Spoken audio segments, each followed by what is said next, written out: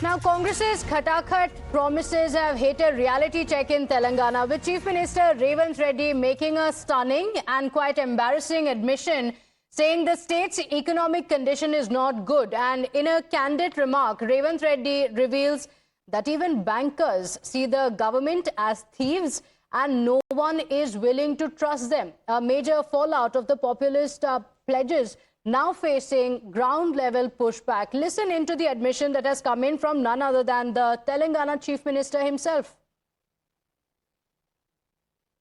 మార్చి వ్యవహరిస్తామనంటే అది తెలంగాణ సమాజానికి తీరని నష్టం జరుగుద్ది. రాష్ట్రం ఆర్థికంగా బాగలేదు, అప్పు పుడతలేదు, అనా పైసా ఎవడు ఇస్తలేడు. ఎవరినైనా గలవడానికి పోతే బ్యాంకర్లు దొంగలను చూసినట్టు చూస్తున్నారు తెలంగాణ రాష్ట్ర ప్రతినిధులను.